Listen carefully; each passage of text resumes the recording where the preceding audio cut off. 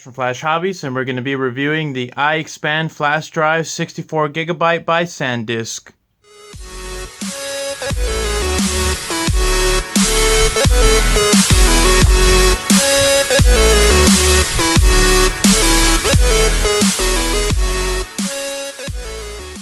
So the whole theory behind this is it's supposed to be a regular USB drive for USB 3.0, so it's high speed, and it's got a lightning connector here on the end.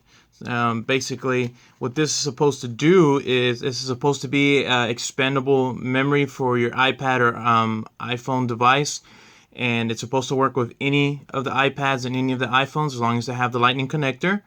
And it's supposed to handle 4K videos, and you can transfer it in a decent amount of time since it's USB 3.0, and you can also encrypt your files. So what this is supposed to do is it's as simple as plugging in your device. You follow the instructions to download the app, which we're going to do here in this video, and then it says fill your iXpand drive with, or I'm sorry, your iXpand drive with photos and videos. So let's go ahead and take it out of the package and let's see how it works. And it's got a pretty sleek design for USB. It's actually pretty nice. It's not overly bulky, and it's just a very interesting concept to see two connections on a USB. So let's go ahead and start.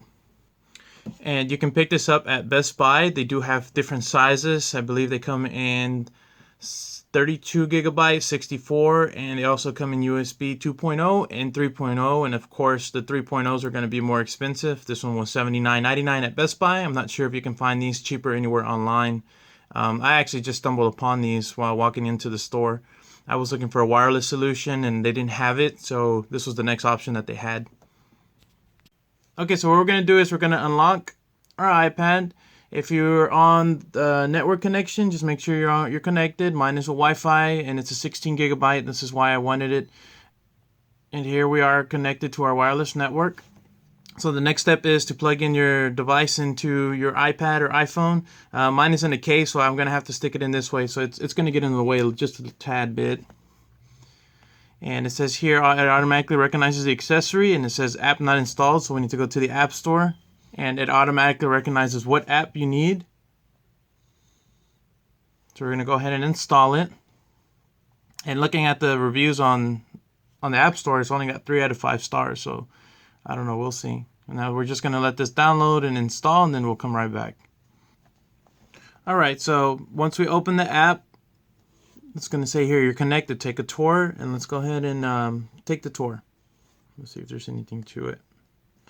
So again, it says free up memory to make more memories. This is referring to your photos and videos that you can store. Now, once again, I don't know if I mentioned this, you cannot store any documents, which I find very strange if you can store photos and videos and no documents. But transfer files across your devices. So this should be plug and play as long as you have the app all over on any of your iDevices.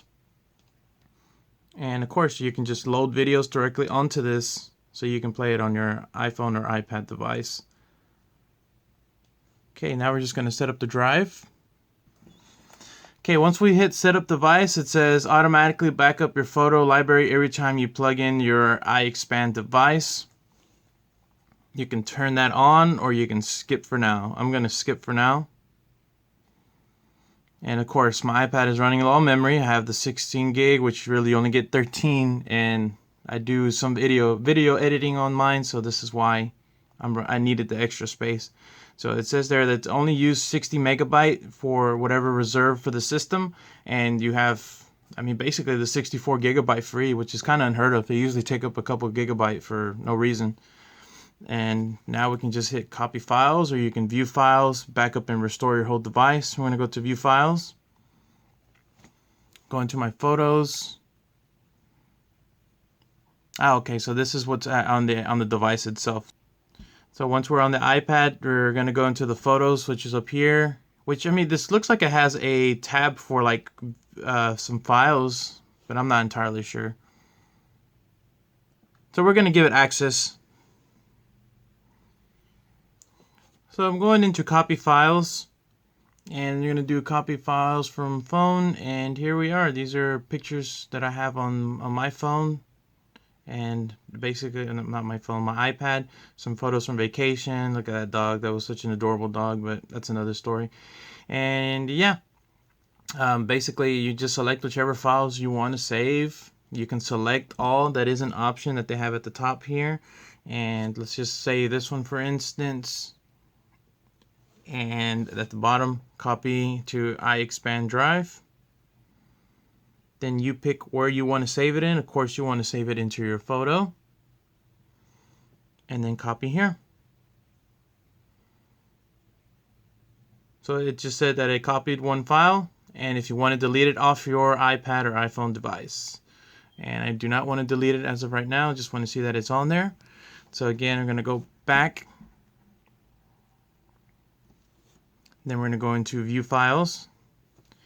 And you're going to go to your iXpand device, which it's already on there, and Photos. And there's our picture. It was that simple, which is great because if you shoot any type of video or pictures and you want to save it on there, you know, it's going to come in handy. So you don't have to use your internal device. It's come with some nice pictures on there. I like that one. But anyways, that's it as far as the iPad goes. I know you can plug this into your PC if you want to use it that way. Alright, and with PC, it's as simple as just plugging the other end into your PC.